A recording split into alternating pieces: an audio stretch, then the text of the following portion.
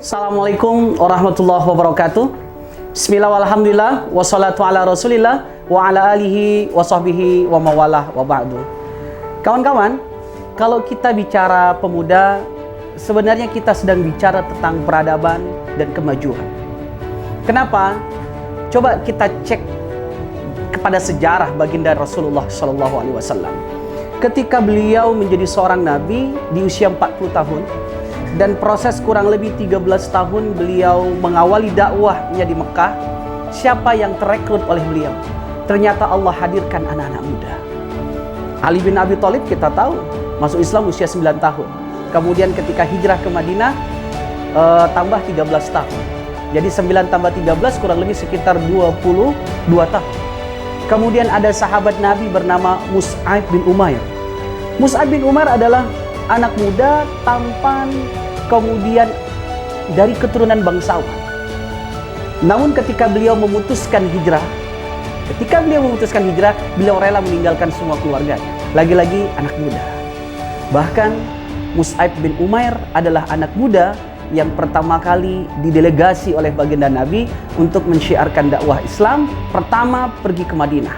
Waktu itu disebut dengan Yashrib, sehingga Mus'ab dengan kepiawaiannya, kecerdasannya memberikan dakwah tentang Islam, dan akhirnya penduduk Madinah sudah banyak masuk Islam sebelum baginda Nabi datang.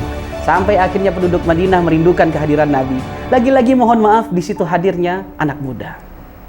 Maka hari ini saya berharap bahwa anak muda harus ambil posisi terdepan.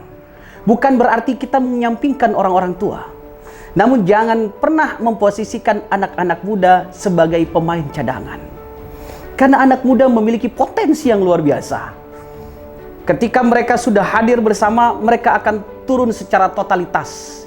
Mereka termasuk orang-orang yang masih Allah karuniakan secara fisik, pemikiran yang total, yang masih kuat, punya potensi yang luar biasa. Maka jangan sampai anak muda sebagai pemain cadangan. Posisikan mereka sebagai pemain inti. Dan Rasulullah SAW pernah mencontohkan, ketika beliau menjelang wafatnya, beliau berpesan kepada para sahabat. Dan para sahabat waktu itu para senior semua yang beliau sampaikan. Ada Abu Bakar, ada Utsman, ada Umar, ada Ali. Beliau sampaikan, nanti kita akan membuat pasukan. Dan pasukan ini akan berperang dengan perperangan yang besar. Namun pemimpinnya adalah anak muda yang disebut waktu itu adalah Usama, usianya hanya 18 tahun.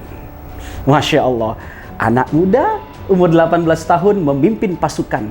Yang berada di belakangnya ada Abu Bakar, ada Utsman, ada Ali, ada Umar, dan sahabat yang lain.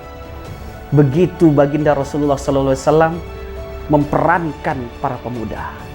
Namun seandainya kita abaikan para pemuda, hari ini kita tidak punya rasa perhatian kepada anak muda, yang terjadi adalah kemunduran umat. Kita yang akan menghilangkan peradaban ini. Kalau pengen mengembangkan peradaban, kalau ingin bicara tentang kemajuan umat, jadikan pemuda sebagai pemeran utama, jadikan pemuda sebagai pemain inti, dan jangan posisikan mereka sebagai pemain cadangan. Jangan tabuh untuk meletakkan mereka sebagai pemimpin. Jangan tabuh meletakkan mereka sebagai sesuatu yang mengambil kebijakan-kebijakan penting.